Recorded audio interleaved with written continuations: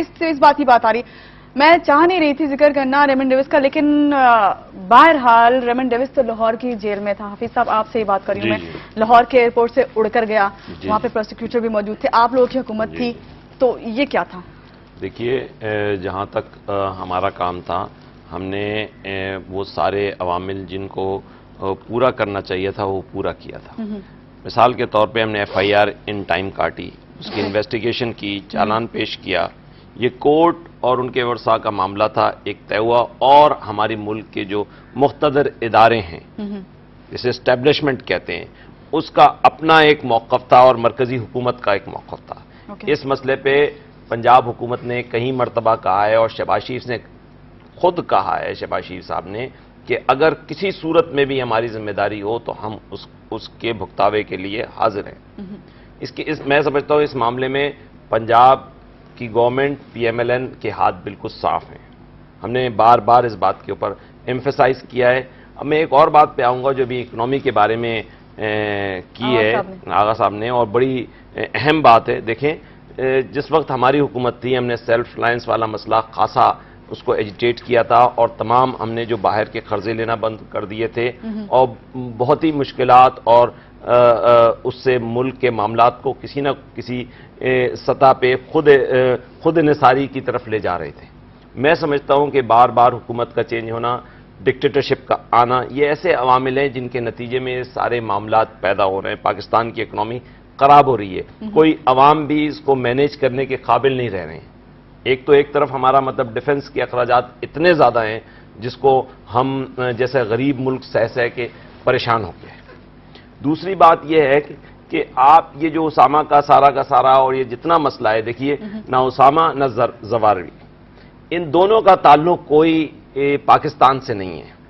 یہ پاکستان میں کون لایا تھا؟ امریکنز لائے تھے ان کو اپنے مقاصد کے حصول کے لیے. یہ سارے فینومینا کو انہوں نے یہاں انٹروڈیوس کیا اور ویسے ہی ڈمپ کر کے چلے گئے تھے. اس کے نتیجے میں افغانستان اور پاکستان مسائل کا شکار ہو گئے. یہ تو ہماری بنیادی طور پہ ضیاء الحق صاحب کی پالیسی تھی، یا وہ تھی جو چیزیں شروع ہوئیں جس سے خرابی کی بنیادیں پڑتی رہیں. ہم نے خود اپنے معاملات کو سکون سے بیٹھ کے نہ سوچا نہ اس پہ عمل کیا. میں سمجھتا ہوں کہ ابھی بھی وقت ہے کہ اس پہ ہم عمل کریں.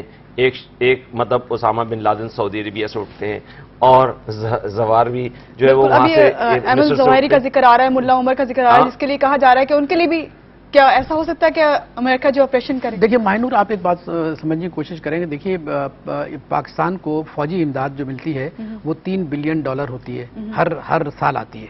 $3 بلین آتی ہے. اس کے بعد کیری لوگل بل ہے جو کہ سول بل ہے، یعنی جس کے اندر یہ انہوں نے وعدہ کیا تھا کہ وہ فاٹا کے اندر جا کے ریکنسٹرکشن زونز بنائیں گے، لوگوں کی مالی حالات ٹھیک کریں گے. جب چونکہ افلاس کی بنیاد پر لوگ جو ہیں انتہا پسندی کی طرف جاتے ہیں، تو اور انتہا پسند گروپ جو ہوتے ہیں وہ افلاس کی بنیاد پر نوجوانوں کو اپنے ساتھ راغب کرتے ہیں پیسے دے کے. تو یہ چیزیں تو پاکستان کو مل رہی ہیں. دیکھیے، اور میں آپ کی خدمت بات کروں کہ کبھی ماہنور، میں کم از کم ان لکھنے والوں میں سے ہوں کہ میں نہ میرا کوئی ایجنڈا ہے اور نہ میں کسی پولیٹیکل پارٹی کا آدمی ہوں اور نہ کسی کا ترجمان ہوں. میں یہ نہیں سمجھتا کہ امریکہ کے ساتھ آپ کے تعلقات اگر خراب ہو گئے تو آپ کو بہت بڑے سنگین نتائج بھگتنے پڑیں گے. ابھی میں چائنا کے ایک اہم ترین صحافی جو کہ میرے دوست ہیں بیجنگ سے، ان سے میری بات ہو رہی تھی. وہ یہ کہہ رہے تھے کہ دیکھیے یہ وقت تو آتا ہے، یوں کہا انہوں نے ماؤ زے تونگ کا ایک جملہ کوٹ کیا، انہوں نے کہا 2 step forward 4 step backward, 4 step forward 2 step backward. تو انہوں نے کہا کہ یہ تو فارن پالیسی میں ہوتا رہتا ہے، لیکن یوں کہا کہ ہم جیسے ملک جو کہ چائنا جو کہ اس وقت جس کا ٹریڈ سرپلس جو ہے $3 ٹریلین ہے، وہ کہنا ہم امریکہ سے لڑائی کا سوچ ہی سکتے. تو پاکستان جس کی باروڈ اکنامی ہے کہ جو قرضوں پر مطلب اپنے جو کہ ضروریات پوری کرتا ہے، تو اس نے کہا کہ ذرا سوچ سمجھ کے قدم رکھیں. تو میں اس کی اس بات سے بالکل اتفاق کرتا ہوں کہ ہم امریکہ سے اپنے تعلقات کو ختم نہیں کرنا چاہیے، لیکن ہماری ڈپلومیسی کمزور ہے. بات دراصل یہ ہے کہ آپ ہندوستان کی ڈپلومیسی کو ختم کر ہی نہیں سکتے، چاہے کوئی بھی حکومت ہو، چاہے مسلم لیگ نون ہو، چاہے پیپلز پارٹی ہو، کوئی بھی حکومت ہو. میں تو خیر ابھی کی بات کر رہا ہوں، نہیں ختم بھی نہیں کرنا چاہیے. میں آپ سے یہ نہیں کہہ رہا. ابھی میں آپ کی خدمت بات کر رہا ہوں کہ دیکھیے ماہنور، ایک بات سمجھنے کی کوشش کریں کہ دیکھیے ہماری ڈپلومیسی کمزور ہے. دیکھیے یہ 2 افراد جو ہے نا، ظریف صاحب اور گیلانی صاحب جو ہے نا، یہ ایکچولی ایک صاحب تو بالکل پڑھے لکھے نہیں ہیں، انٹر پاس हैं, दूसरे आदमी जो है ना वो कहते हैं कि मैं सहाफ़ी हूँ, मालनी किस किस्म के सहाफ़ी हैं। अच्छा, उनको ये भी इदराक नहीं है कि देखिए वो पेरिस में जाके जो है ना बाकायदा वाह कर रहे हैं, यानी कह रहे हैं कि बहुत बड़ा वाक़या, बल्कि ये कहते कि भाई मैं इस पर नो कमेंट, में जब पाकिस्तान जाऊँगा तो मैं देखूंगा कि हुआ क्या, वाक़या क्या हुआ। लेकिन ये कि बड़े खुश हैं और जनाब प्रेसिडेंसी में जो है घी के चिराग जल रहे हैं। आप इस तरीके से उन लोगों को कि जो देखिए ओसामा जैसे भी था टेररिस्ट था, जैसे आप सारी दुनिया ने उसको टेररिस्ट कहा, लेकिन माहनूर आज एक मैं आपकी खिदमत बात करूं, आप बहुत पढ़ी लिखी खातून हैं, ही वॉज एंटी इंपीरियलिस्ट, मतलब ये कि साम्राज्य दुश्मन था, साम्राज्य के खिलाफ बात कर रहा था। 1996 का मैं आपको एक उसका कोटेशन बता रहा हूं। ये लोग आए थे मतलब सऊदी अरब से। अच्छा, बिन लाडेन जो था वो CIA के लिए बड़ा खास दोस्त था। CIA and bin Laden work together, है ना, अगेंस्ट दी सोवियत ऑक्यूपेशन, तो उन्होंने काम किया। लेकिन बाद में ये हुआ कि उसी दौरान when he was fighting against Soviet union, तो उसने अपने दोस्तों को बुलाया, यमन से आए, सऊदी अरब से आए, लीबिया से आए, सोमालिया से आए। All these people actually, these fighters actually came from different part of the world to fight against Soviet occupation, और उसमें अफगानियों ने उनकी बड़ी आवभगत की। लेकिन फाइनली उसको ये रियलाइज हुआ कि जब सऊदी अरब के शाही खानदानों ने अपने बचाने के लिए क्या किया कि वहां अमेरिकन के 5000 फौजियों को बुला लिया, जहां पे ऑयल रिजर्व हैं, यानी ईस्ट ऑफ सऊदी अरबिया। इसको उस दिन से 96 में उसको इस बात का एहसास हुआ कि oh my God what I have done. कहने लगे these are the इम्प्लिस forces, they want to exploit the resources of the Muslim world, they want to topple the Muslim governments and they want to occupy them and they want to maintain their puppets.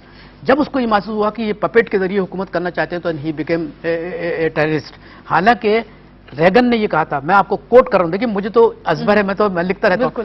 Reagan ने ये कहा कि these freedom fighters, ये जो आज के जिनको ये टेररिस्ट कह रहे हैं, इन तालिबान के बारे में रेगन ने quote unquote, these freedom fighters are as honourable as founder fathers of the United states of America.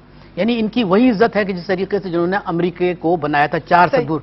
तो मैं सिर्फ जमुना मेरे ख्याल में ये कहता हूं आपसे, देखिए कि एंटी इम्पीरियलिस्ट उसने स्ट्रगल शुरू की। जब एंटी इम्पीरियलिस्ट उसने कहा कि ये अमरीकी जो हैं हमारे मुसलमानों के मफादात के खिलाफ काम कर रहे हैं, हमारे रिसोर्सेज पर कब्जा करना चाहते हैं, हमें लड़वाना चाहते हैं, और तो उन्होंने जब उसने ये जुमले कहे तो ही फाइनली बिकेम ए टेररिस्ट। और उसामा के सिलसिले में ये बात जो आप पूछ रही हैं कि मुल्ला अमर के सिलसिले में ये कर सकते हैं, देखिए अमरीका के इस वाक़े के बाद जो है ना उनके हिम्मत बढ़ गई है, हिम्मत बढ़ गई। अच्छा उनको ये भी मालूम है कि the Pakistani nation is a divided nation. They are not in a single nation on united nation on one issue. तो चुनाचे मतलब ये कि मैं ये समझता हूँ कि अगर आपकी डिप्लोमेसी मजबूत है तो आप कुछ अमेरिका को राम कर सकते हैं, लेकिन अगर आप ये सोचते हैं कि American will hesitate actually to come and capture Mulla Umar wherever he is, they can do it.